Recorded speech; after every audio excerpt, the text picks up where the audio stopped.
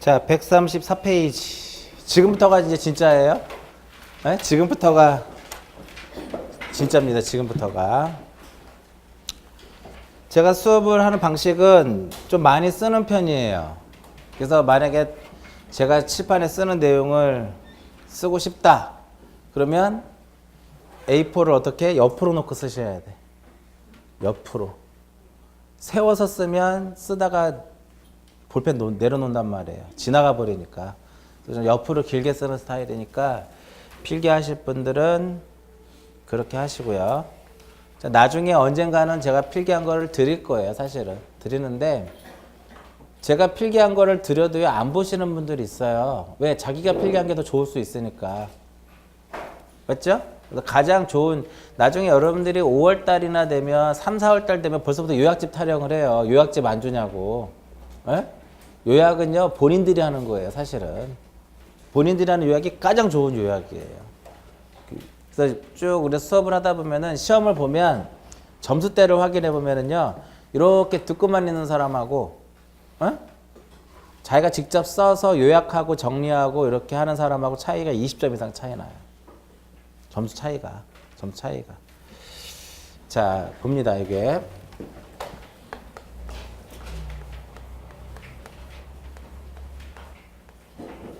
이 공간정보 구축 및 공간정보 구축 및 관리에 관한 법률 이렇게 너무 길어요. 법명이. 그래서 그냥 편의상 그냥 이 중에서 이 안에서 뭐만 나와요? 지적에 대한 것만 나오잖아. 그래서 그냥 이 공간정보 구축 및 관리에 관한 법률을 그냥 앞으로 제가 수업 시간에 뭐 이렇게 얘기할 수도 있지만 그냥 편의상 그냥 뭐라고 얘기할 거냐면 지적법이다 이렇게 그냥 얘기를 할 거예요. 사실은 지적법은 없어요. 아까 말씀드렸듯이 측량법하고 수로 업무법하고 지적법이 2009년도에 폐지된 법이에요. 삭제되면서 이 법으로 바뀐 거죠. 근데 이제 워낙 이제 지적 하니까 우리가 제가 줄여서 지적이다라고 이제 표현을 할게요. 지적이라고 해서 표현하는데 이 지적에 대한 여러분들 시험 범위를 이제 쭉 정리하다 보면은 전체적으로 몇 단원으로 나오냐면은 5단원으로 지적만 5단원으로 정리가 돼요. 5단원. 그래서 지금부터 이제 5단원에 대한 내용을 설명해 드릴 거예요. 전체 1장 총론, 2장 토지의 등록, 3장 지적 공부, 4장 토지 이동, 5장 지적 측량. 이렇게 5장으로 구분이 돼요. 근데 그러면 이 5단원으로 정리가 되는데 여러분들이 중개사 공부할 때 민법이 처음에 어려운 이유가 뭔지 아세요? 아, 이거는 우리나라 한글인데 도대체 알 수 없는 한글이잖아. 그죠? 그래서 어려워요. 그 용어에 적응하기가 그렇게 어려운 거예요. 왜? 우리가 보통 일반 법을 전공했거나 그쪽에 관련되신 분들은 그런 용어를 썼기 때문에 용어에 대한 부담은 없는데 대부분 그렇게 살아오신 분들이 아니잖아요. 그러니까 민법에서 사용하는 용어가 너무 어려워. 들어는 봤는데 우리가 생각하는 거하고 또 달라. 그 외계어 같단 말이죠. 외국어 같기도 하고. 그래서 민법이 어려운 거예요. 개론은 개론 그런 생각 하시는 분 많아요. 아, 내가 이번에 경험 삼아 봤더니 40점 맞았어. 야, 좀만 공부하면 60점 맞을 것 같아. 그 좀만 공부하면 50점 맞아요. 좀만 공부하면 50점 맞는다고. 그냥 상식적으로 봤는데 40점 맞았으니까 아, 내가 좀만 공부하면 60점 충분히 맞을 수 있겠구나. 안 그래요. 좀만 공부해도 40점, 50점인 거예요. 개론이 그래서 어려운데 제가 항상 제가 개론 가르치지 않지만 올해 개론에서 계산 문제가 8문제 정도 나왔다고 해요. 근데 여기 앉아 계신 분들 중에 대부분의 일부 몇 분 빼고는요. 계산 문제를 포기하시는 분들이 많아요. 너무 어렵다 이거야 계산이. 에? 한 문제 몇 점이에요? 2.5점이죠? 8개 다 맞히면 몇 점이에요? 20점이에요. 근데 올해 개론에 가로넣기도 나왔어. 공식 가로넣기. 공식을 알아야 가로를 넣을 수 있는 게 있었단 말이에요. 그러면 10개라고 가정을 해보자고. 다는 못 맞아 사실은. 근데 굉장히 수의 개념이 빠른 사람들은요. 10개를 갖고 가요. 10개를 맞고 간다고. 그럼 몇 점을 맞고 가요? 25점을 내가 안고 가잖아. 절대 떨어지지 않습니다. 근데 10개를 버리고 간다고 생각해 보세요. 계산을 버리고 가자 우리가. 그러면은 25점을 버리고 가는 거죠? 그럼 75점이죠? 75점에서 6점 맞을 수 있을 것 같아요? 못 맞아요. 그래서 떨어지는 거예요. 그래서 안 되는 점수가. 절대 개론에서 계산을 버리면 안 돼요. 계산을.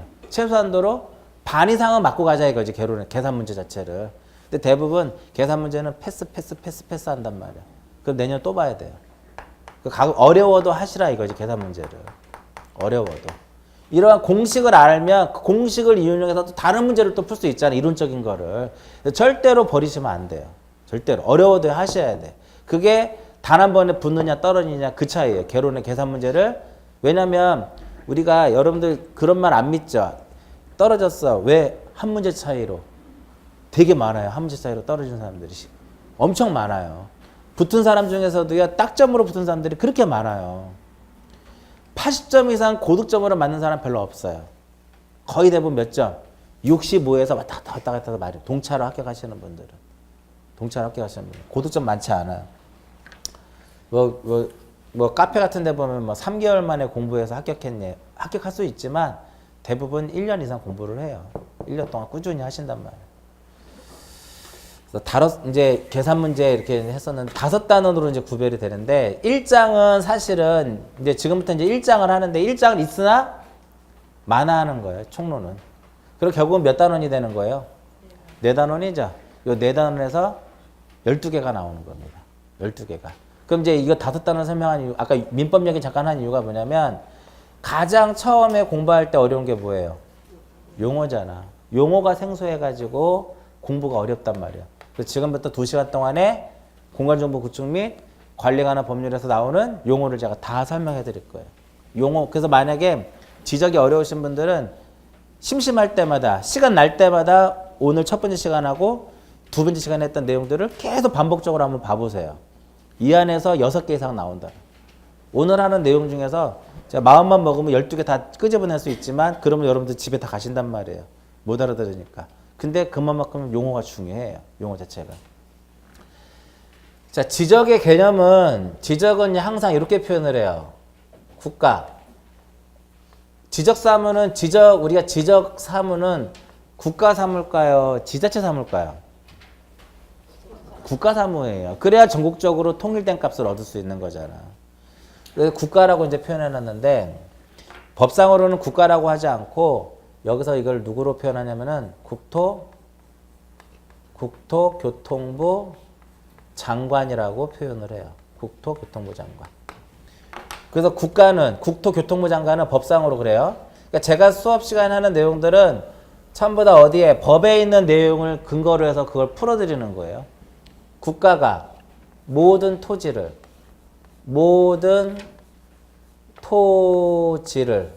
토지에 대해서 이것을 무엇을 하냐면 조사를 하고 무엇을 해요?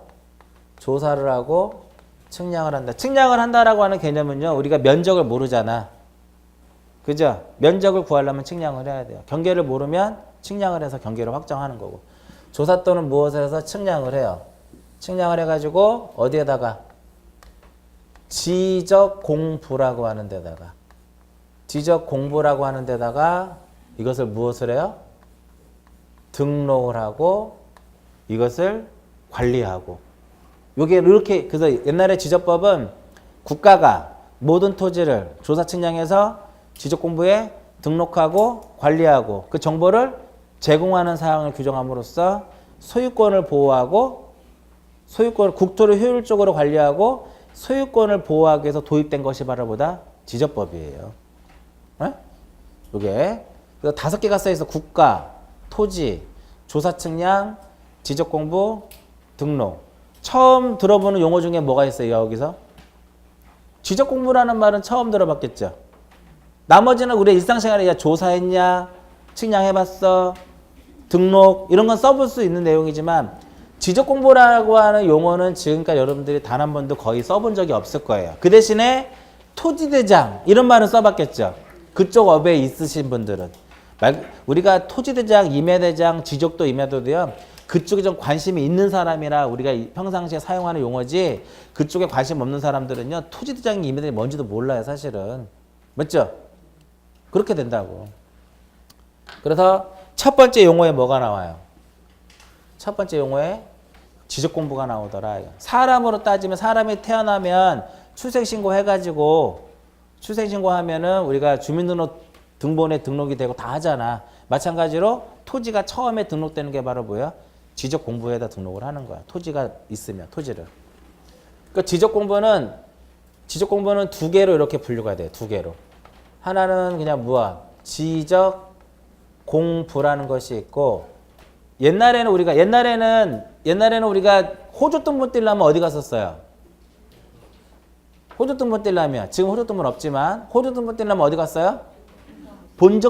동사무소 본적지를 가야 돼요. 왜? 본적지에 호주 등본이 딱 꼽혀 있잖아. 책 뒤에 캐비넷에 꼽혀 있잖아요. 아니면 창고에 꼽혀 있잖아. 비닐에 넣어 있어가지고. 그래갖고 그 신청하면 가면은 거기서 공무원이 가가지고 뒤에 가가지고 비닐 딱 가져와가지고 비닐에 있는 거 딱 빼가지고 복사해서 주잖아. 그 다음에 증지 딱 찍어서 주잖아요. 지적 공부가 그런 거예요. 토지로 따지면 지적 공부에다가 그걸 등록하는 거야. 그러니까 여기서 지적 공부는 뭐로 되어 있는 거? 이렇게 종이로 되어 있는 거. 종이로. 근데 이것이 이제 종이로 된 것이 불편하잖아. 그래서 지적에서 시험에 나오진 않지만 1975년도부터 전산화를 하자. 전산화를. 그래서 90년도 들어와서 전산화를 다 맞춰요. 2000년도 들어와가지고. 그렇게 해서 만든 게 바로 뭐냐면 정보처리 시스템이에요. 또 정보처리 시스템을 통해서 요 정보처리 시스템을 통해서 기록하고 저장하는 것도 무엇이다? 지적 공부다라고 하는 거예요. 전산화된 거. 그럼 지금은 여러분들이 동사무소 가가지고 토지대장 떼면은 기존에 있는 거 복사해서 줘요? 컴퓨터에서 출력해서 줘? 컴퓨터에서 출력해 주잖아요. 그게 바로 이거예요. 전산화되어 있기 때문에. 근데 시험은 어디서 나와요? 이쪽보다는 이쪽이에요. 이쪽 위주로. 지적 공부에는 거기 표에 그려져 있듯이 그림에 그려져 세 가지로 나눠져요. 대장이라는 거. 대장이라는 것이 있고 도면이라는 것이 있고 그 다음에 무엇이냐면 경계점 무엇? 요 경계점 좌표 등록 부라는 것이 있더라 이겁니다. 그럼 이 대장, 도면, 경계점 좌표 등록부에서 가장 생소한 용어는 뭐예요? 그렇지 이거죠. 이거 경계점 좌표 등록부죠. 이거지 이거. 이거를 나눠보자고요. 경계점이라는 거하고 좌표라는 거하고 등록부라고 나눠보자. 경계점은 뭘까요? 경계점은 뭐냐면 이게 사각형이죠. 사각형이잖아. 사각형. 우리가 토지의 등록 단위를 무엇이라고 하냐면 필지라 그래요. 경계점은요 일종의 굴곡되는 꼭지점, 굴곡점이야. 굴곡점 따디야. 굴곡점, 꼭지점. 요게 바로 뭐예요? 경계점이에요. 요즘 무슨 점이라고요? 경계점. 이것을 경계점. 말로 표현하면 경계점이란 뒤에 나올 거예요. 필지를 구했건 선이 마냥 갈 수는 없잖아. 경계가. 마냥 갈수 없고 거기서 한번 꺾여줘야죠. 굴곡되는 요 점. 이 점을 무엇이라고 그래요? 경계점이라고 그래. 그럼 경계점을요. 우리가 뭐로 표시할 수 있어요? 좌표로. x와 무엇으로? y로서. 이것을 x와 무엇으로서? y로서 등록할 수 있다 이거예요. 그럴 때 작성하는 지적 공부가 바로 뭐다? 경계점, 좌표, 등록부 이렇게 돼. 말 그대로 경계점을 뭐로 등록했을 때? 좌표로 등록했을 때 작성하는 지적 공부를 무엇이라 한다? 경계점, 좌표 등록부다라고 얘기를 해요. 이해하셨죠, 이거? 그 뒤에 나오겠지만 이렇게 한번 볼까? 경계와 경계점은 같아 달라요? 얘는 다릅니다. 얘는 선으로 표시되는 거고요. 얘는 점이야. 얘가 경계가 되는 거지. 얘는 뭐예요? 경계점. 응? 그러면 들어보세요. 경계란 경계점과 경계점을 직선으로 연결한 것이다. 맞아요? 맞죠? 경계점하고 경계점을 직선으로 이어야지 이렇게 이으면 안 되잖아. 이렇게 이었다는요. 이렇게 이으면 어떻게 돼? 분쟁이 많죠. 안 되는 거지. 경계점하고 경계점을 직선으로 연결한 것을 경계라 그래요. 경계. 경계와 경계점은 다른 거예요. 다른 거예요. 그 다음에 도면에는 이제 뭐가 있냐면은 도면에는 지적도라는 것이 있고 그 다음에 뭐가 있어요? 지적도라는 것이 있고 임야도가 있다. 이런 것들은 굳이 지금 외우지 않으셔도 돼요. 왜? 시간이 해결해 줍니다. 어? 아까 제가 말씀드렸어요. 수업을 듣고 시간이 해결해 주는 거는 이것으로 만족하라 이거예요. 이것으로 터득을 하고 내가 잘 이해가 안 되는 부분만 집중적으로 그 부분을 공부하라 이거예요. 봐요. 경계점 좌표 등록부는 지금은 이해가 안 될 수도 있잖아. 근데 좀 지나면 시간이 해결해 줄 수 있거든요. 그래도 자기가 봐서 시간이 해결해 주지 않으면 공부하라 이거예요. 경계점이 뭐고 좌표가 무엇인지를 공부해서 자기 것으로 만들어야 되는 거예요. 지적도라는 것이 있고 임야도가 있어요. 여러분들이 나중에 민법 공부하다 보면 사정이라고 하는 것을 공부를 해요. 사정. 우리가 1910년도에 우리나라가 일본이 우리나라를 이제 식민지화를 하잖아. 1910년도에. 알죠? 그래서 그 일본이 우리나라를 식민지화하기 위해서 최초로 했던 사업 중에 하나가 토지조사 사업이에요. 토지조사 사업. 그러니까 전국에 있는 모든 필지에 대해서 소유자와 경계를 확정하는 행정처분을 우리가 사정이라 그래요. 근데 그때 당시에 1910년도에 다 조사하지 않고 어떠한 경제적으로서 가치가 있는 토지들만 조사를 해요. 그래서 뭐를 만들어요? 그래서 토지대장을 만들어. 토지대장을. 근데 이 토지대장은 이렇게 우리가 주민등록 등본처럼 이렇게 서식지예요. 그것을 봐서는 경계를 알 수가 없어. 그래서 토지대장에 등록된 필지에 경계를 그림화시킨 것이 바로 뭐예요? 지적도예요. 지적도. 그럼 이때 당시에 누락된 게 있었겠죠. 누락된 것을 1918년도에 임야조사 사업이라는 것을 해요. 그래서 조선 임야 조사령이라는 것이 공포가 되면서 그때 당시 누락된 토지를 조사를 해가지고 어디에다 등록을 해요? 임야대장이라는 데다가 등록을 해요. 그 여기에 등록된 필지에 경계를 알려주는 게 바로 뭐예요? 임야도가 되는 거예요. 그래서 우리가 그럼 옛날에 1910년도에 전국에 있는 모든 토지를 누락되지 않고 모든 토지를 다 했다면 오늘날의 임야대장은 없는 거예요. 오늘 임야대장 없는 거다 이거예요. 그래서 항상 연결이 어떻게 연결이 돼야 돼요? 토지대장하고 지적도는 항상 붙어 다니는 거야. 임야대장하고는 임야도하고는 토지대장하고 임야도는 붙어 다닐 수 없어요. 임야대장하고 지적도는 연결이 안 되는 거예요. 이렇게 기억하시고요. 그 다음에 어떤 한 필지를 우리가 한 사람이 소유할 수도 있지만 여러 사람이 소유할 수도 있죠. 그럴 때 작성한 2명 이상이 공유하고 있을 때 작성하는 지적공부를 공유지 연명부라고 그래요. 그것을 공유지 연명부 이렇게 표현하더라 이겁니다. 요건 2000년도 들어와서 지적공부로서 우리가 이제 편입을 시켜요. 그 다음에 또 하나 이제 아파트들이 많은 집합 건물이 많으니까 그 다음에 이제 뭐가 있냐면은 대지권 무엇이 있다. 대지권 등록부 이렇게 있더라 이겁니다. 대장에는 보통 우리가 소위 말하는 대장이라 하면 토지대장, 임야대장, 공유전면부, 대주등록부. 도면이라 하면 지적도, 임야도. 그 다음에 경계점, 좌표등 이렇게 7개 정도가 지적공부더라 이겁니다. 시험에 잘 나와요. 지적공부에 해당하지 않는 것은. 그럼 이거 말고 다른 거를 쓰면 되겠죠. 그렇잖아요. 여기에 토지대장, 임야대장, 공유전면부, 대주등록부, 지적도, 임야도, 경계점, 좌표등록부가 아닌 다른 거 쓰면 되는데 1년 동안 공부하는데 설마 이거를 구별 못할까? 그죠? 이거 구별 못할 정도면은요 제가 봐서는 합격 못해요. 1년을 공부하는데 사실은 여러분들 1년 동안 지하철 타고 다녀보세요. 노선 다 알지. 자면서도 알아요. 이번 정거장은 여기구나. 다음 정거장은 저기고. 제가 예전에 학교 다닐 때 버스를 1시간 타고 다녔거든요. 3년을 다니니까 어떨까요? 눈 감고 있으면요. 커브튼에 여기 개봉역이구나. 또 커브튼에 구로동이구나.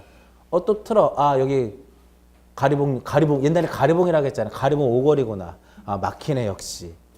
그러다가 또 커브 틀면 또 코카콜라가 나와요. 시흥대로에 코카콜라구나. 이런 식으로 눈 감고도 다 알아. 맞죠? 그만큼 우리가 3년 동안 왔다 갔다 하는데 그걸 모르겠냐 이거죠. 그 예전에 그 누구지? 강성범인가? 개그맨도 지하철 노선 다 외우잖아요. 얼마나 반복적으로 외웠겠어 그거를 또. 그러니까 다 외워지는 거예요. 어찌됐든 얘네들은 시간이 해결해 줘요. 공부하다 보면. 그 일람도라는 게 있어요. 집원 색임표도 있고 그런 건 지적 공부가 아니다? 아니야. 이것만을 뭐라고 표현을 해요? 이것만을 지적 공부라고 하는 거예요. 이것만을 우리는 지적 공부다라고 표현을 하는 거예요. 지적 공부의 용어. 그 다음에 두 번째로 이제 뭐가 나와요? 그럼 여기 지적 공부에 하나 더 보자고요. 공부에 이러한 지적 공부에다가 등록을 해야 되잖아, 저 토지를. 그죠? 어떤 내용을 등록을 하냐면은 크게 세 가지를 등록을 해요. 하나는 이제 뭐를 등록하냐면은 토지에 무엇하고, 토지에 표시하고, 그 다음에 뭐야? 소유자에 대한 거하고, 그 다음에 또 하나 무엇이다? 기타적인 거. 용어에 뭐라고 써? 지적 공부 용어에 뭐라고 써있냐면 이러한 것들을, 이러한 것에 토지 표시와 소유자에 관한 사항을 어떻게 해서 조사 또는 측량을 해서 여기다가 등록한 것을 무엇이라 한다? 얘를 지적 공부다라고 표현하는 거예요. 됐죠? 이해하셨죠, 이거? 그 다음 지적 소관청. 지적법을 이제 공간정보 구축 및 관리에 관한 법률을 공부하다 보면 등장인물이 세 사람이 보통 일반적 특별하게 세 사람이 등장을 해요. 세 사람. 첫 번째 여기 누구 나왔어요? 국토교통부 장관, 국장이라고 나와. 국장. 그 다음에 또 누가 나오냐면은 시도지사가 나와요. 시도지사가 나오고 그 다음에 누가 나와요? 지적소관청이 나옵니다. 그 다음에 나오는 용어가 그 다음에 나오는 사람이 지적소관청이더라 이겁니다. 지적 업무는 누가 하냐면은 이 사람이에요. 지적은 어디 소속이냐면은 국토교통부 소속이에요. 지적 자체가 지적은 국토교통부 소속이기 때문에 가장 윗사람이 이 사람이 되는 거예요. 국토교통부 장관. 그러면 여러분 나중에 뭐 그 책을 일일이 찾아보진 않지만은 100으로 봤을 때 이 사람이 나올 확률은 몇 프로? 한 80에서 90% 이상이에요. 이 사람이 한 80% 나오고요. 이 둘은 한 20% 정도밖에 안 나와요. 이 둘은 이해하셨죠? 그리고 시도지사는 10개가 내용이 나오면 그 중에 9개가 승인권자로서 등장을 해요. 얘는 뭐로 등장을 해요? 승인권자로서 등장하는 사람이 누구다? 승인권자로서 등장하는 것이 시도지사더라 이거든요. 예를 들어서 지적소관청이 지번을 변경을 하려고 그래요. 그 승인 받아야 돼. 누구의? 시도지사에게. 지적공부를 반출하려고 그래요. 승인 받아야 돼요. 누구의? 시도지사. 절대 국장이란 말 안 나와요. 소관청이 뭐를 하려고 하는데 승인을 필요로 해. 그럼 99.9% 누구의? 시도지사에게. 결과적으로 여러분들이 이 공간정보 구축 및 관리에 관한 법률을 공부하다 보면 시도지사가 나올 거 아니에요. 대부분 어떤 역할로 등장을 해요? 승인권자로서 등장을 해. 99.9%. 이해하셨죠? 국장은 거의 등장하지 않습니다. 한 3, 4개밖에 안 나와요. 시험 범위 내에서. 벌써 하나 나왔잖아 지금. 가로놓기도 한번 나와서 이렇게. 여기 누가 들어갈 것이냐. 모든 토지를 조사 측량해서 공부해 등록하는 권한을 가진 사람 누구? 국장이에요. 여기서 먼저 한번 딱 나오는 거예요. 근데 대부분 누가 나와요 우리는? 지적소관청. 그럼 이제 첫 시간이니까 그냥 지적소관청은 시장, 군수, 구청장이구나. 소위 말하는 시장, 군수, 구청장을 무엇이라고 한다? 지적소관청이다라고 하는 거예요. 지적소관청. 그러니까 소관청이 할 일은 뭐냐면은 지적 공부를 무엇하는 사람이에요? 지적 공부를 관리하는. 지적 공부를 관리하는 시장, 군수, 구청장을 무엇이라 한다? 지적소관청. 여러분들이 시장, 군수, 구청장은요 공법에도 나오고요, 중개사법에도 나오고요, 세법에도 나오고 많이 나와. 옛날에는 소관청이라고 했어요. 우리는 지적에서는 그냥 소관청이라고 했었는데 공간정보 구축 및 관리에 관한 법률이 도입이 되면서 측량, 수로사 및 지관한 법률이 도입이 되면서 소관청 앞에 뭐를 붙이기 시작해요? 지적이라는 말을 붙이기 시작했었다. 그전에 그냥 소관청이라고 했었다. 그러니까 여러분들이 옛날에 기출문제를 풀다 보면 그냥 소관청 이렇게 써져 있는 책들이 많아요. 근데 항상 앞에 뭐를 붙여야 돼요?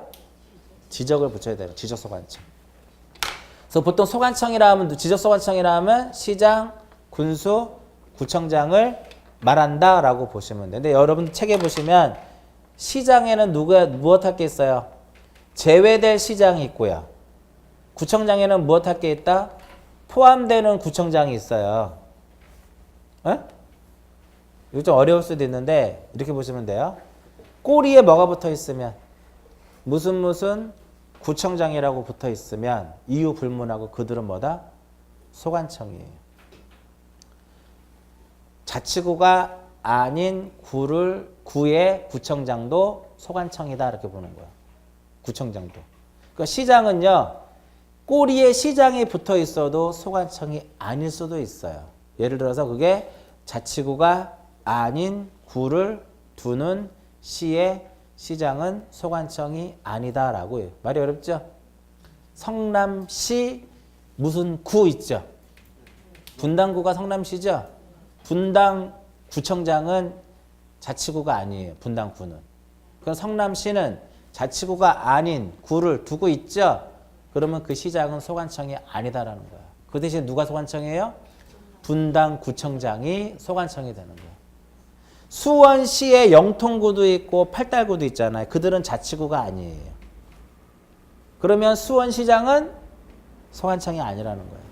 그 대신에 영통구청장, 팔달구청장 그들이 뭐가 된다? 소관청이 돼. 여기서 가장 가까운 의정부시장은 소관청입니다. 거기 구가 없잖아요. 이해하셨죠? 그렇게 일단 그냥 편하게 지적소관청은 시장, 군수, 구청장이구나. 이렇게. 만약에 시험에 용어가 나오면은요. 얘를 포함하고 얘를 제외한다라고 시험에 낸다고. 얘를 포함하고 얘를 제외한다로 마저 틀려. 틀린다 이렇게 되는 거죠. 그렇게만 바꿔서 나오는 거야. 어떠한 예를 들어서 다음 중 지적 소관청이 아닌 경우는 1번 성남시장, 2번 영등포구청장, 3번 의정부시장 이런 식으로 내면 이쪽에 사시는 분들은 대충 알 수 있지만 저 멀리 제주도라든지 그런 사람들 어떻게 알아? 의정부가 어디 있는지도 모를 수도 있는데 그렇게 내면 시험에 형평성이 안 맞는 거예요 사실은. 그래서 지금까지 그렇게 나온 적은 없어요. 그냥 여기서 제외냐 포함이냐. 여기 제외는 뭐다? 자치구가 아닌 구를 두는 시의 시장은 제외하고 자치구가 아닌 구의 구청장을 포함한다 이렇게 보시면 돼요. 그냥 어려우신 분들은 지적소관청은 뭐다?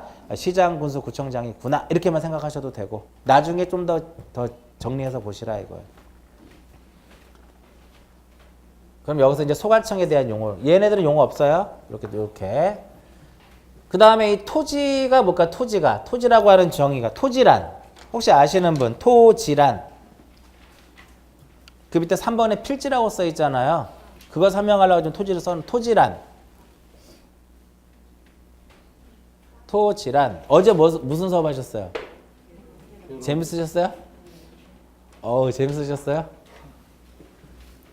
그럼 다행이고. 김하성 교수님이 좀 유머가 있죠? 김하성 교수님 맞죠? 재밌으실 거예요. 자, 토지란 국가의 통치권이 미치는 모든 영토를 토지라고 그래요. 이 토지의 개념이 토지란 국가의 통치권이 미치는 모든 영토를 얘를 무엇이라 한다? 얘를 토지라 그래요. 자, 아까 말씀드린 지적은요. 법에서 규정한 내용, 법에 있는 조문 위주로 시험에 나와요. 그러니까 나올까 안 나올까 얘는. 소관청은 조문이 있어요. 토지란 안 나와요. 토지를 물어보지는 않아 사실은. 단 한 번도 물어본 적 없어요. 근데 토지는 국가의 통치권이 미치는 모든 영토를 토지라고 해요. 그게 바로 뭐냐면 그런 모든 영토라고 하는 것은 결과적으로 무엇과 무엇이다? 한반도 플러스 부속도서예요. 한반도 플러스 무엇이다? 부속도서. 도서가 뭔지 아시죠? 부속도서가 섬이잖아. 섬. 섬. 그럼 바다는 토지다 아니다? 바다 토지예요? 바다는 토지가 아니다라는 거야. 그 바다 영토가 아닌 거예요. 바다는 토지가 아니야. 토지가 아니더라. 그래서 그럼 어디까지를 바다로 볼까요? 우리 지적에 관한 법률에서는 어디까지를 바다로 볼까요? 여기까지를 바다로 보겠다 이거야. 여기가 어딜까요? 해수면이 가장 높게 올라왔을 때 그걸 최대 만조위라 그래요. 해수면이 가장 높게 올라왔을 때 얘를 뭐라 그래요? 최대 만수위, 최대 만조위 이렇게 표현한다. 이해하셨어요? 요게 해면이란 말이야. 해면. 해면에 접했다. 수면에 접했다. 그러면 경계가 어디가 돼요? 여기가 경계가 되는 거예요. 최대 만조위, 최대 만수위. 올해 기출문제. 평균 해수면이라고 시험에 나왔습니다. X. 틀리면 합격 못해요. 왜? 이 정도의 난이도면 다 맞출 수 있는 문제니까. 맞출 수 있는 것만 맞히면 합격해요. 공인중개사 거짓말 아니에요. 맞출 수 있는 것만 맞히면 무조건 60점 넘습니다. 근데 문제는 뭐예요? 맞추라고 주는 거를 틀린단 말이야. 사람들이 실수해가지고. 그래서 한두 개 차이로 떨어지는 거예요.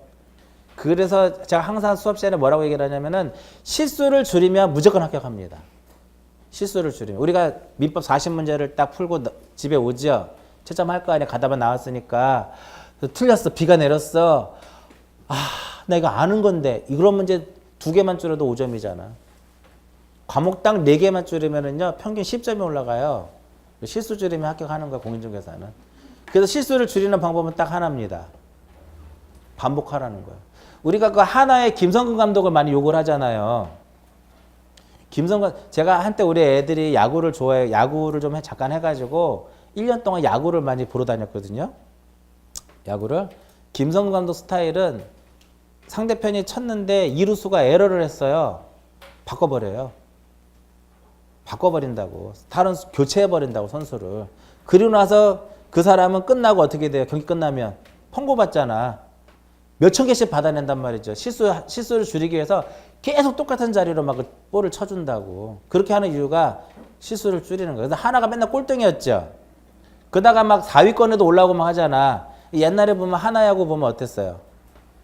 막 잡을 수도 있는 것도 놓치잖아. 근데 김성훈 감독이 부임하면서 바뀐 게 수비가 좀 탄탄해져요. 물론 이제 막 선수를 많이 바꾸고 혹사하니까 좀 그럴 수도 있지만 그렇게 계속 시킨다고 연습을. 그렇게 연습시키는 이유가 실전에서 그렇게 하라 이거, 줄여라 이거예요.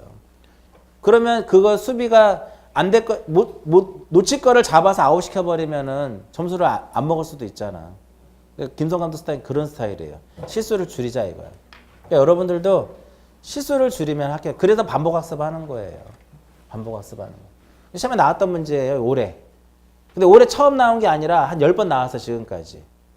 평균 해수면이라고. 한 10번은 거짓말이고 3, 4번 나왔어요. 평균 해수면. 평균 해수면이 아니라 보다 최대 만조이고요. 평균 해수면이라고 하는 개념 말 그대로 평균 수위잖아. 그래서 참고, 이거 시험에 나오진 않는데, 우리나라의 높이의 기준은요, 인천 앞바다의 평균 해수면이 우리나라의 높이 측정의 기준이 돼요. 설악산이 해발 몇 메타다. 지리산이 몇 메타다. 그건 어디를 기준으로 하는 높이예요? 인천 앞바다의 평균 해수면이 제로의 높이가. 거기를 기준으로 하는 높이값이 되는 거예요. 여기 가장 가까운 여기 도봉산도 있고 북한산도 있고 수락산도 있고 보면 높이 써 있잖아요. 그게 인천 앞바다로부터의 수직거리를 의미하는 거예요. 그때 평균 해수면 한번 써먹습니다. 여러분들은 지적에서 뭐가 나오면 평균 해수면이라 나오는 지문이 나오면 무조건 틀린 지문이에요. 최대 만조위가 되는 거예요. 이거를 어떻게도 바꿔요? 저조면. 최저면 더 미치잖아. 그러니까 이 시험에 안 나오는 최대 만조위라는 게 뭐냐면요. 일정 기간 동안에 조석을 관측을 해가지고 가장 높은 수위가 바로 뭐예요? 최대 만조위예요. 그럼 가장 낮은 수위는 최저조면이라 그래. 그럼 이거를 최대만 알면 돼. 뒤에 걸 틀리게 나오질 않으니까. 최저라고 하면 틀리겠죠. 평균이라 해도 틀리더라. 이거. 올해 시험에 나왔단 말이죠. 이해하시겠죠? 그럼 여기는 등록이 돼야 한대. 등록이 되는 거예요. 왜? 최대 만조의 위니까. 여기는 등록이 돼야 한대. 안 되죠. 그래서 바다로 토지가 만약에 등록이 됐는데 물이 차올랐어요. 해수면이 높게 올라왔어. 그럼 말소해야 돼요. 그걸 우리가 바다로 된 토지의 등록 말소라 그래요. 말 그대로 바다로 된 토지는 등록을 뭐 해야 된다? 말소를 해야 돼. 왜? 토지가 아니니까. 토지만 등록하도록 되는 거야. 토지만 등록하는 거야. 바다는 영토가 아니라니까요. 그럼 해수면이 올라와가지고 바다가 되면 등록을 말소를 해야 돼. 이걸 토지의 이동의 이제 해면성 말소를 해가지고 바다로 된 토지의 등록 말소 쪽에서 공부할 거예요. 여기서 일단 뭐만 기억하시면 돼요. 아, 토지란 국가의 통치권이 미치는 모든 영토를 토지라는데 한반도 플러스 부속도서구나 이렇게 보시면 돼요. 어디까지를 바다로 볼 것이냐? 여기까지더라 이겁니다. 됐죠? 그러면 한반도가 이렇게 있잖아요. 이렇게 있고 여기 제주도도 있고 울릉도도 있고 독도도 있고 여기만 안 가봤네. 울릉도하고 독도. 한번 가봐야 돼. 근데 가서 날씨가 안 좋으면 못 나온다며요. 네? 한번 나중에 한번 시간 나서 가야 될 것 같아요. 그 토지를 등록을 해야 되는데 이게 한 사람이 소유하고 있는 게 아니잖아. 그러면 이 토지 자체는 이렇게 뭐 여러 형태로 토지들이 있겠죠. 그죠? 이러한 토지의 등록 단위를 뭐라 그래요? 필지라 그래. 네? 그럼 여기서 토지에서 어떤 게 나와야 돼요? 필지라고 하는 용어가 이렇게 딱 나와요. 필지라고 하는 용어가 나와요. 필지란 토지의 등록 단위예요. 필지란 토지의 등록 단위더라 이겁니다. 여러분들 그래서 토지는 거래가 어떻게 돼요? 매매는 필지 단위로 매매가 되는 거예요. 필지 단위로. 그래서 1필지 1분은 매매가 안 되는 거예요. 어? 토지는 한 필지 단위로 매매가 되는 거예요. 그래서 1필지 1분은 거래돼야 한대요? 매매가 안 돼요. 그러면 매매를 하려면 나눠야 돼. 분할을 해야 돼요. 분할을 봐봐. 이렇게 한 필지가 이렇게 있으면 이거 내가 A라는 사람이 이 토지를 소유하고 있는데 이만큼만 팔라 그래요. 못 팔아요. 팔려면 분할을 해야 돼. 그럼 얘가 한 필지가 되는 거예요. 그럼 팔 수 있다. 이거. 이해하셨죠? 요만큼만 못 팔아요. 팔려면 뭐를 해야 돼요? 분할을 해야 돼요. 분할을. 그래서 필지란 무엇이다? 등록 단위더라 이겁니다. 토지의 등록 단위. 한 필지 이렇게 얘기한 한 필지 이런 식으로. 다음 페이지. 그럼 이 필지를 어디에다 등록을 해요? 어디에다 등록을 해요? 여기에다가. 저 필지를 여기다 등록을 한다 이거야. 어떤 내용들을? 토지의 표시와 소유자와 기타적인 내용을. 그래서 바로 뒤에 용어가 뭐가 나오는 거야? 토지의 표시에 대한 용어가 나오는 거예요. 이게 용어 자체가요. 막 나오는 거 아니에요. 어느 순서에 따라서 제가 정리해 놓은 거예요. 그래서 토지의 표시라면 몇 개가 있더라? 6개가 있더라 이겁니다. 6개. 그 중에 하나가 뭐예요? 소재, 지, 번, 지, 모, 면, 저, 경, 개. 그 다음에 뭐가 있어요? 좌표. 이렇게 6개가 있는데 아까도 말씀드렸듯이 앞자리 따서 외울 수는 있어요. 소지목, 면경자를 외울 수 있는데 결코 그게 중요한 게 아니라는 거지. 1년을 공부하는데 6개를 몰라가지고 그죠? 저는 그렇게 생각을 해요. 굳이 이런 거를 앞자리 따서 외울 필요는 없다라는 거지. 1년을 공부하는데 뭐 단기간에 공부하면 몰라도 그래서 여기서 소재는 시험에 안 나오고요. 지번, 지목, 면적, 경계, 좌표 시험에 안 나와요. 잘. 여기서 최소한 몇 문제 나올까요? 하나, 둘, 셋, 넷. 올해 4문제 나왔어요. 지번에서 하나. 5문제 나왔어요. 지번 하나, 지목 둘, 경계 하나. 저 경계 저게 나온 거야. 평균을 쓰면. 아시겠죠? 그 다음에 면적 하나. 5문제. 5문제 기출과 100% 똑같아요. 기출문제랑 100% 똑같다고. 또 지적 12문제 나온다 그랬죠? 12문제 나온다 했잖아. 그러면 지번하고 지목하고 면적하고 경계만 알아도 최소한 몇 프로는 맞춰요? 절반은 먹고 간다 이거예요. 대한민국의 모의고사를 이제 3월 달부터 모의고사 보거든요. 지적법 따고 공부하지 마시고 지번하고 지목하고 면적하고 경계만 공부하시고요. 대한민국의 모의고사 보시면 기본 6개는 맞고 가요. 6개는 맞고. 그러면 이거 공부하는데 그러면 몇 시간이 걸릴 거냐 이거지. 이거 공부하는데. 이거 정리하는데 30분이면 3, 40분이면 정리해요. 얘도 마찬가지고. 3, 4시간이면 정리 끝나. 3, 4시간. 지적법에 점수 안 나온다는 사람들은요. 이거조차도 안 하고 공부를 안 하니까 점수가 안 나오는 거죠, 당연히. 점수 공부가 안 나오는. 소재는 넘어가고요. 소재는 서울특별시 강서구 화곡동이잖아. 서울특별시 강서구 화곡동 여기까지가 바로 뭐예요? 소재야. 집어는 우리가 토지의 등록 단위를 뭐라 그래요? 토지의 등록 단위를 필지라고 하잖아. 저걸 집에 가서 막 필지란 그걸 써볼 필요는 없죠. 벌써 외웠잖아. 토지의 등록 단위다라고. 필지마다 붙이는 번호가 있어요. 그걸 뭐라 그래요? 집번이라 그래요. 필지에 붙이는 번호를 무엇이라 한다? 얘를 집번이다라고 얘기를 해요. 집번 제도가 사실은 우리가 집번이라고 하는 것을 고려시대, 조선시대도 썼어요.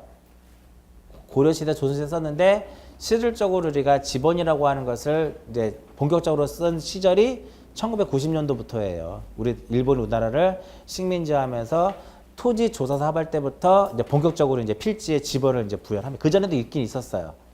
그래서 우리가 전 세계적으로 어떤 주소를 표기할 때 집번으로 표기하는 나라가 몇 나라 없어요. 전 세계적으로. 대부분 집 주소를 어떻게 표기를 해요? 도로명하고 건물 번호를 가지고 주소를 표기를 해요. 그래서 우리나라도 그렇게 가자 해가지고 노무현 정부 들어서면서 주소 집번 제도를 없애고 도로명하고 건물 번호를 부여를 하자 해가지고 노무현 정부 때 지적직 공무원들을 엄청 많이 뽑아요. 그래서 그들을 뭐를 시켜요? 도로명하고 건물 번호를 부여한 업무를 시키는 거야. 건물 번호 부여는 어렵지 않아요. 가다가 왼쪽에 있는 게 1번이고 오른쪽에 있는 게 2번이에요. 네? 그럼 건물 번호를 보면은 도로의 시점을 알 수 있어 없어요? 알 수 있어요. 시점을 가지고 종점으로 걸어가면서 왼쪽에 있는 건물이 홀수 번호를 부여하고 오른쪽에 있는 게 짝수 번호예요. 이렇게. 이해하셨어요? 그래가지고 그게 원래는 2010년도에 다 사업이 끝나가지고 그때 당시에 이제 완전히 바꿔버리려고 했거든. 근데 어떤 문제가 발생을 해요? 우리가 집원을 100년 동안 써왔잖아. 그러니까 너무 익숙하죠. 근데 그걸 갑자기 도로명 건물번호를 바꿔버리면 혼란이 발생하니까 지금 현재는 어떻게 돼요? 같이 쓰고 있는 거야. 그다음 앞으로 3, 4년 있으면 집원 없어집니다. 도로명으로 다 대체가 되는 거야. 다 지금 하고 있잖아. 그런 식으로. 그렇다고 집원이 없어지는 건 아니죠. 왜 안 없어져요? 필지는 관리를 해야 되니까. 필지는 집원으로 관리하는 거야. 도로명으로 관리할 수가 없죠. 건물번호. 왜? 필지에 건물이 없는 것도 있잖아. 그래서 집원은 없어지는 게 아니라 주소 표기를 도로명하고 건물번호로 이제 하자라고 하는 거예요. 아직도 집원 제도가 익숙할걸요? 집원이 써왔으니까. 그러면 집원이란 필지에 붙이는 번호를 무엇이라 한다? 집원이죠. 그러면 이 말에 만나보세요. 집원은 아라비아 숫자로 표기하자. 맞아 틀려요? 맞죠? 번호니까. 어? 근데 우리가 여기에 집원을 쓸 때하고 여기에 집원을 쓸 때는 차이점이 있어요. 임야대장에 등록할 때는 산자를 붙여요. 앞에다가. 그래야 여기랑 차이가 산을 붙이는 거하고 안 붙이. 여기에 1번도 있고 여기도 1번도 있다고. 여기에 뭐를 붙이면 산을 붙이면 얘랑 중복이 없죠. 그래서 우리가 집원은 아라비아 숫자로 표기한다. 여기까지는 얘만을 가지고도 충분히 알 수 있잖아. 거기다 이제 뭐를 더 추가를 해요? 임야대장하고 임야도에 등록된 토지는 숫자 앞에 산자를 쓰자 이거야. 근데 시험에 임자를 쓰자라고 그렇게 시험에 잘 나와요. 어차피 이건 집원할 때 나오니까 여기서 넘어가고. 집원이란 필지에 붙이는 번호를 무엇이라 한다? 집원. 집원. 조금 이제 어려운 내용인데 지적 공부는요. 우리가 사람 개개인마다 뭐가 있어요? 인감이 하나씩 있죠. 그죠? 인감에 주소라든지 주민번호가 없으면 돼안돼. 주민번호라도 이름이 없으면 그 인감이 있을 이유가 없는 거죠. 누구 건지 모르잖아요. 그래서 우리가 지적 공부는 물적 편성주의라는 개념입니다. 물적 편성주의. 지적 공부를 편성하는 것 자체를 물적 편성주의라고 하는데 이 물적 편성주의라고 하는 것은 부동산을 중심으로 해가지고 지적 공부를 편성하겠다 이거예요. 그래서 물적 편성주의는 집원 순서대로 대장을 어떻게 묶어서 보관하는 거예요. 서울특별시 강서구 화곡동이면 첫 번째가 1번이자 집원이 그 다음에 2번이고 3번. 이런 식으로 지적 공부를 묶어서 관리를 했다 이거예요. 무슨 의미냐면 그래서 여기에 지적 공부가 토지대장이 있고 임야대장이 있고 공유전면부가 있고 대지권등록부, 지적도, 임야도 이런 것들이 있는데 소재가 빠져 있으면 돼 안 돼? 서울특별시, 강서구, 화곡 등이 빠져 있고요. 지번만 10이라고 써 있어. 그러면 전국에 지번이 10이 있는 게 하나밖에 없는 게 아니라 수백 개가 있잖아요. 수천 개가. 소재가 누락되면 돼 안 돼? 안 되죠. 서울특별시, 강서구, 화곡, 동만 써 있어. 그리고 거기에 면적 써 있고 누가 소유하고도 써 있어. 지번이 없어요. 이 땅 어느 땅인지 모르잖아. 그죠? 그래서 소재와 지번은 모든이라고 제가 모든. 모든이 뭐예요? 모든 지적 공부에 다 등록이 돼야 돼. 어? 여기에 지적 공부 중에 소재와 지번은 다 등록이 돼야 된다. 왜? 그 이유는 물적 편성주의로 우리가 지적 공부를 만들어 놓기 때문에 그런 거예요. 대충 이해하셨죠? 소재와 지번은 지적 공부에 다 등록이 되더라 이겁니다. 모든 지적 공부에. 지목은 뭘까요? 지목은. 지목이라는 말을 별로 우리 쓰지 않죠. 일상생활 할 때. 그죠? 친구들한테요. 야, 지목이 뭐야? 그럼, 지목? 이렇게 그죠? 근데 이 토지 용도가 뭐냐? 그러면 알 수는 있어도, 야, 이 토지의 지목이 뭐야? 그러면, 지목? 그게 무슨 소리야? 이렇게 물어볼 수도 있잖아. 지목은 토지의 용도예요. 지목이란, 쉽게 생각하면, 지목은 그냥 무엇이다? 용도예요. 이 건물의 지목은 뭘까요? 돼야 돼. 그 다음에 청량리 역사는 철도용지. 아시겠죠? 그 다음에 여기서 이제 벗어나면 여기 뒤에 수락산 있죠? 임야. 바로 나가면 길 있죠? 도로. 이걸 우리가 용도라 그래요. 용도. 그래서 지목이라고 하는 것은 토지의 무엇에 따라서 주된 용도에 따라서 종류를 구분을 해요. 종류를 구분을 해가지고 이것을 어디에다가 지적공부에다가 무엇하는 것이다? 등록한다 이렇게 표현을 하는 거예요. 종류를 몇 개로 구분할까요? 종류를 28개로 구분을 해요. 그러니까 학개론에서도 시험에 나와요. 학개론에서도 28개. 다 들어보. 전, 답, 과수원, 목장용지. 전답, 과목, 그 다음에 임야, 광천지, 염전, 대. 쭉 가면서 종교용지, 사적지, 묘지, 잡종지. 이렇게 28개로 지목을 딱 구분하는 거예요. 시험에 나와요. 학개론 시험에. 지목. 이번에 학개론에 공법 문제가 나왔었잖아요. 그러니까 논란이 많아요. 우리가 2차도 안 보고 1차만 보는데 공법 문제 되면 되냐고. 그렇게 해서 막 또 논란이 많은데 지적법도 나와요. 학개론에. 옛날에 지목이 나왔어. 이의시청했잖아요. 나 2차도 안 보는데 지목 문제 학개론에서 내면 어떡하냐고. 그 논란이 될 수 없는 이유가 학개론 책 총론 있죠. 첫 페이지 딱 피면 첫 페이지 지목 나와요. 나대지 나오고 뭐 나오잖아. 쭉 거기에 지목 나와요. 논란이 될 수가 없어. 다 책에 있는 내용이거든 사실은. 모든 학개론 관련된 책의 첫 페이지나 두 번째 페이지에 지목이 등장을 해요. 거기에. 지목이. 몇 개로 구분한다? 28개로. 그래서 이거를 어디에다가 지적공부에다 등록을 하는 거예요. 저기 지적공부에 등록을 하는데 지적공부는 그들이 각각의 역할들이 있어요. 토지대장이 하는 역할, 임야대장이 하는 역할 똑같아. 그 다음에 공유전면부가 하는 역할 다 역할이 제각각 있다 이거예요.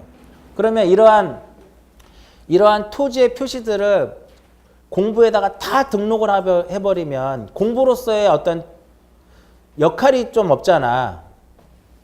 그죠? 똑같은 역할을 하는 거잖아. 그러면 이렇게 여러 개가 있을 필요가 없잖아. 이해하셨죠? 그래서 지목은 목도장에 여기서 제가 이렇게 목도장에 등록이 된다라고 얘기를 해요. 여기서 목은 뭐야? 지목. 목도장. 도는 도면. 장은 장자 들어가는 거. 공부 중에 장자 들어가는 거. 장자 뭐예요? 토지대장하고 임야대장. 끝에 장자 들어가는 거. 그러면 결과 지목은 어디 들어가는 거예요? 토지대장하고 임야대장에 등록이 되고 지적도하고 임야도에 등록이 되는 거예요. 어디에는 안 들어가요? 공유지연명부하고 대지권등록부하고 경계지 자표등록부에는 안 들어가는 거죠. 어렵죠? 그럼 이렇게 보자고요. 지목이 경계점 좌표등록부에 왜 안 들어가는지 설명해 드릴게요. 경계점 좌표등록부는 경계점에 좌표만 등록하면 돼. 그 지목이 필요가 없는 거예요. 궁금하면 어디 가서 봐요? 지목이 궁금하면 토지대장 가서 보면 돼. 자, 공유지 연명부라고 하는 것은 어떤 한 필지를 2명 이상이 공유하고 있을 때 그들의 지분만 나타내면 돼. 지목 필요 없어. 궁금하면 어디 가서 보면 돼요? 토지대장 가서 보라 이거예요. 그래서 안 들어가는 거예요. 그러니까 목도장, 일단 목도장이라고만 기억해놔. 이렇게 목도장으로만 이렇게. 그래서 목은 뭐예요? 지목. 도는 지적도 임야도. 장은 토지대장, 임야대장. 이해하셨죠? 그리고 가장 중요한 건 뭘까요? 지목에서 지금 현 시점에서는 목도장 지금 중요하지 않아. 지금 첫 단계니까. 가장 중요한 것은 용도다 이겁니다. 이걸 시험에 형상, 성질 이렇게 나와요. 다 틀린 질문이야. 용도로 나와요. 용도. 이것을 형상이라든지 성질이라든지 이런 말이 나오면 다 틀려요. 시험에 용어 문제가 나오잖아요. 지목 딱 나오면 토지의 주된 성질, 주된 형상. 그럼 다 틀린 질문이에요. 여기서 틀리게 안 나와요. 용어가 나오면 틀리면 어디서 틀려요? 용도에서 틀리는 거야. 이걸 다른 거로 바꿔놓는다고 이렇게. 아, 지목은 용도구나. 좀 더 나아가서는 이걸 28개로 나누네. 그래서 어디에 등록을 한다? 목도장에 등록하는구나. 여기까지. 그러니까 지금은 받아들일 수 있는 만큼만 받아들이라 이거예요. 여기까지 할 수 있으면 하시는 거고 나는 너무 버겁다. 첫 시간이고 어렵다. 그러면 이것만 보면 돼. 용도. 집어는 번호. 필지는 등록 단위. 이렇게만 해도 답을 찾는데 문제는 안 돼요. 문제는 면적이라는 말을 우리 너무 많이 쓰죠. 면적이란 넓이잖아. 넓이. 지적 공부에 등록되는 단위가 뭐예요? 등록 단위를 필지라고 하죠. 이 필지의 무엇을? 넓이를 무엇이라고 한다? 필지의 넓이를 면적이라고 그래요. 필지의 넓이를 면적이다라고 얘기합니다. 그 면적은 넓이보다 더 중요한 게 수평 면상의 값이다. 이거. 수평 면상의 값으로서 표현되더라. 수평 면상. 이게 더 중요해. 수평 면상. 이것이 이 수평 면상이 경사 면상이다. 그럼 틀린 거예요. 그러니까 예를 들어서 토지가 이렇게 경사가 져 있을 수도 있잖아. 경사가 있다 하더라도 지적 공부는 어떻게 등록이 돼야 돼요? 수평거리가 등록이 되는 거예요. 이 거리가. 그래서 이렇게 공부가 등록이 된다. 이 면적이 측정이 돼서 공부에 등록하는 것이지 이 경사면상의 면적을 측정하는 것이 아니다 이거예요. 그러니까 면적은 뭐다? 넓이. 더 나아가서는 수평면상의 값. 경사면상, 지표면상 다 틀린 질문이에요. 그거. 네 문제 나왔다 해서 네 문제. 그래서 네 문제, 5문제. 27회 때 5문제 나와서 여기서 5문제. 경계란 뭘까? 경계란 아까 좀 전에 설명한 경계점 간을 어떻게 직선으로 연결해서 지적 공부에 등록한 얘는 뭐예요? 선이야. 선. 아까 토지대장에는 경계를 알 수 없다 그랬죠. 토지대장에는 아까 이게 표로 되어 있는 거라 해서 경계를 알 수 없다.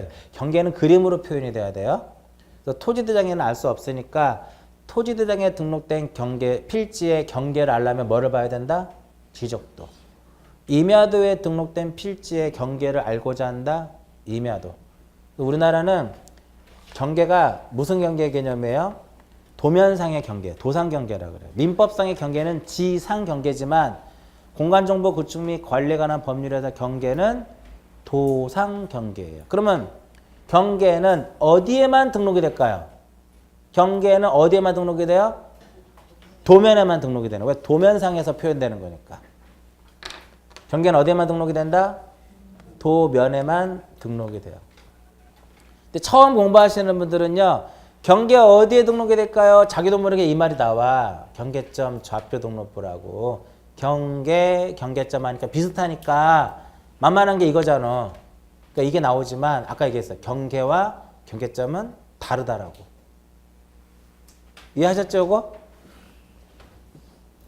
그 면적은 어디에만 등록이 될까? 면적은 장에만 등록된다라고 보시면 면장. 여기서 장은 뭐예요? 토지대장하고 임야대장. 봐봐요. 경계점 좌표 등록부에 면적 들어갈 이유가 없어. 왜? 걔는 좌표만 나타내면 되는 거니까. 공유전명부에는 지분만 나타내주면 돼요. 그러니까 면적을 거기다 넣을 필요가 없는 거야. 그러니까 예를 들어서 공유전명부하고 대지권등록부하고 경계점 좌표 등록부는 토지대장이라든지 임야대장을 간소화하기 위해서 만들어진 거예요. 간소화하기 위해서. 그러니까 여기에 있는 것을 굳이 여기에다가 중복해서 기록할 필요는 없다라는 거예요. 그래서 면적 이런 게 없는 거예요. 대충 이해하셨죠? 몽땅, 목도장, 면장, 경계는 어디에만? 도면에만. 일단 이렇게만 기억하셔도 된다. 어차피 1년 공부한다니까요. 1년은. 중대 포기만 하지 않으면 합격합니다. 제가 그랬죠. 이 인원이 10월 달까지 과연 이거를 그대로 유지하느냐 이거예요. 그렇게 못해요. 중개사 특성상. 왜? 수업 듣다 보면 지겹거든요. 그러면 이제 어떻게 해요? 아, 혼자 공부해야지. 숨는단 말이에요. 위아래로 숨는단 말이에요. 아, 나 이제 혼자 해도 돼. 숨어. 근데 나쁜 방법은 아닌데 결코 좋은 건 아니야. 왜냐면 우리가 공시를 3시간 수업하죠. 그죠? 3시간 동안에 도서실에서 공부하는 내용하고 수업을 들어서 공부하는 내용이 어느 게 더 많을 것 같아요? 수업 듣는 게 훨씬 더 많아요. 그러니까 이 3시간을 아깝게 생각하시면 안 된다 이거예요. 합격할 수도 있어요. 근데 3시간을 아깝게 생각할 필요 없고 지루하고 그러더라 하더라도 수업 시간에 속으로 따라하고 속으로 정리하면서 듣는 연습을 하시라는. 그러다 보면 자기가 미처 잘못 알았다는 부분을 다시 잘 알 수도 있고 몰랐던 부분을 알 수도 있고 좀 더 외워지고 이 3시간을 아깝게 생각하시면 안 된다 이거야. 그 좋다 이거. 수업 안 들어도 좋다 이거야. 그렇게 지나가잖아요. 그럼 얼굴을 이렇게 하고 가요. 그렇게 할 필요는 없잖아 사실은. 제가 뭐라고 하는 것도 아니고. 근데 다 보여요. 제가 일주일에 한 번 오죠. 일주일에 여기 한 번 오잖아. 또 오전 수업만 하고 하잖아요. 다 합니다. 여러분들 어디에 누가 앉아있고 전주에 누가 빠지고 친했던 사람이 싸워가지고 양쪽에 끝자리에 또 앉고 다 알아. 여기 있으면 하루만 와도 대부분 알아요. 대화를 하지 않아도. 그럼 여기서 이제 경계정에서 뭐가 또 나와요? 경계점이라는 용어가 또 하나 나오잖아요. 경계점. 경계점이란 뭐라고 그랬어요? 선의 굴곡점. 이 경계점이라고 하는 것은 필지를 무엇하는? 구획하는. 필지를 구획하는 선의 무엇이다? 선의 굴곡점을 무엇이라 한다? 경계점. 처음 공부하시면 어려우면요. 굴곡점이다. 굴곡점. 꼭지점. 굴곡점. 시험에 꼭지점이라고 안 나와요. 아까 얘기했잖아. 12문제 모두 조문에 있는 내용과 똑같이 나옵니다. 그래서 경계점이란 필지를 구획하는 선의 굴곡점이다. 이렇게 표현을 해요. 그래서 여기서 연결하게 되면 필지를 구획하는 선의 굴곡점으로서 지적도라든지 어디에? 지적도라든지 임야도에 그림으로서 표시가 돼요. 도회적으로. 여기 좀 어려워요. 여기서 가장 어려운 게 도회의 형태로서 나타낼 수 있다. 도회의 형태로서 나타낼 수 있다. 이거예요.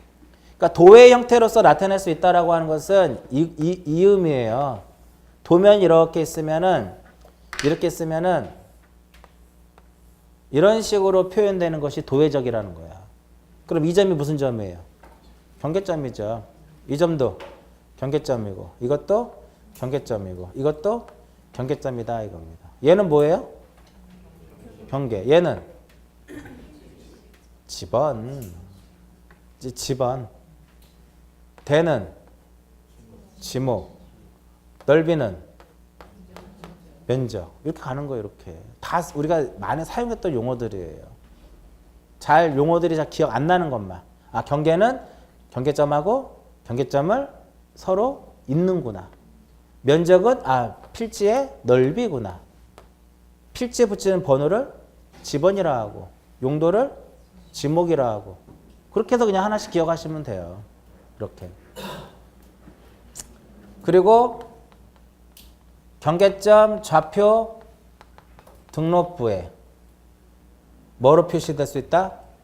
좌표 형태로서 나타낼 수 있다. 이게 좀 어려운 내용이에요, 사실은.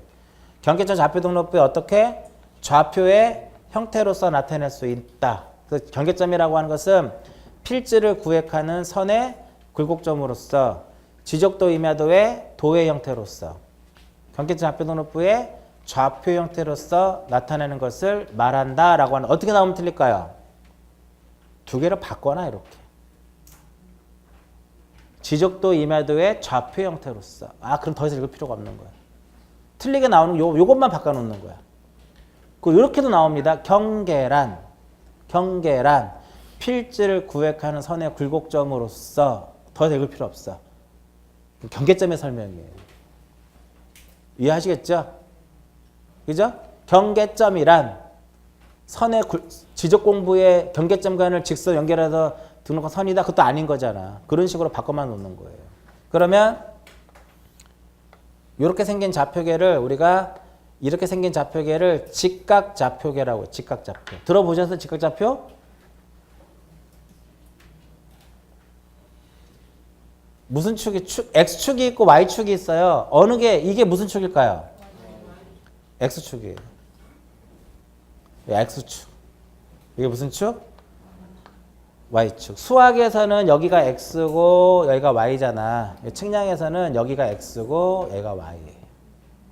어렵죠? 지금부터 이제 또 잠깐만 기다려서 이제 1분 있으면 쉴 거예요. 1, 2분만 있으면. 요게 경계점이야. 경계점. 여기가 10이에요. 좌표값이. 얘가 얼마예요? 5야. 그러면 이렇게 이으면 요 점이 경계점이야. 좌표값은 얼마예요? 10, 얼마? 우리가 수학에서도 앞에 x를 쓰고 뒤에 y를 쓰잖아. 10,5다 이거야. 요게 바로 뭐예요? 요게 그럼 요렇게 필지가 요렇게 있더라. 이렇게. 요것도 필지 맞아요? 필지를 형성하려면 최소한 경계 몇 개가 필요해요? 최소한 경계 3개가 필요해요. 2개 갖고는 안 돼. 2개 갖고는 안 된다 이거지. 그죠? 그럼 여기가 20이고 여기가 10이면 여기는 20, 얼마예요? 10이야. 여기가 15고 여기가 얼마? 20이면 여기는 15, 얼마? 20이에요. 이렇게 경계점을 뭐로 등록할 수 있어요? 좌표로 관리할 수 있다 이거예요. 그래서 좌표는 어디에만 등록이 될까요? 그렇지. 경계점 좌표 등록부에만 등록되는 거예요. 이 X, Y는 어디에만 등록이 돼요? 경계점 좌표 등록. 올해 시험 문제. 좌표는 어디에만 등록이 돼요? 경계점 좌표 등록부에만 등록이 되는 거예요. 경계점을 좌표로 표현하는 거니까. 올해 시험 문제. 근데 용어에 보면 토지 표시에는 이렇게 써져 있는데 사실은 법상에는요. 토지 표시가 6개가 써 있지만 법상으로는 5가지의 정의만 표현해놨고 좌표의 정의는 내려놓지 않아요. 옛날에 지적은 2차원이거든. 경계점에 뭐만 등록을 하면 돼요? X와 Y만 등록을 하면 되는데 우리가 측량하고 수로가 합쳐지면서 2차원의 개념을 벗어나서 3차원, 4차원까지 가는 거예요. 수로는요. 수로의 가장 핵심은 뭐예요? 수심을 측정해야 되는 거예요. 수심을. 그럼 몇 차원이에요? 수심을 측정하면? 3차원이에요. 요즘에는 4차원이에요. 4차원. 시간의 개념까지. 그래서 좌표는 시험에 용어가 안 나와요. 왜? 법에 용어가 규정되어 있지 않으니까. 에? 이해하셨어요? 그 좌표는 뭐냐면은 우리가 지적에서 좌표는 좀 이따 뒤에 나오는데 지적 기준점이라는 게 있어요. 이러한 지적 기준점하고 무엇을? 경계점을 어떤 좌표계로서? 직각좌표에 종선의 수치와 횡선의 수치로 나타내는 것을 무엇이란다? 좌표. 시험에 요게 한번 몇 년 전에 이게 나온 적이 있어요. 직각좌표라고 써 있죠? 근데 경의도 좌표계라고 나온 적, 경의도 좌표계. 경의도 좌표계. 그럼 맞아 틀려요? 틀렸죠. 나왔던 문제예요. 굉장히 기술적인 거죠. 경의도 좌표계가 뭔지 알아요? 경의도 좌표계가? 좌표라고 하는 개념이 뭐냐면은 지구상의 어떤 한 점의 위치를 나타내려면은 좌표로서 표현이 돼야 돼요. 그게 우리가 지역 좌표계라 해서 X와 Y로 나타낼 수 있는데 우리가 독도는 우리 땅에 보면은 독도의 위치가 얼마예요? 경의도 좌표계상으로 동경 132, 북이 37이잖아. 38이에요? 동경 132, 북이 38? 37? 동경 132, 북이 37. 요게 전 세계적으로 통용되는 독도의 위치값이에요. 절대 변하지 않아. 그게 바로 경도와 위도예요. 경도와 위도로 나타낼 때는 전 세계적으로 똑같은 값이에요. 그래서 영국의 그리치 천문대를 지나는 좌우선을 본초 좌우선이라 하고 그 본초 좌우선하고 이렇게 만나는 점을 원점으로 해서 이제 표시가 돼요. 패스. 좌표는 어디에만 등록이 된다? 경계지 좌표 등록부에만. 이번 시간은 어디까지 한 거예요? 토지 표시까지 한 거예요. 지금 용어 몇 개 안 했잖아. 소관청, 공부, 필지, 토지 표시 이렇게만 한 거잖아. 자, 가셨다가 이어서 갑니다. 지우지 마세요.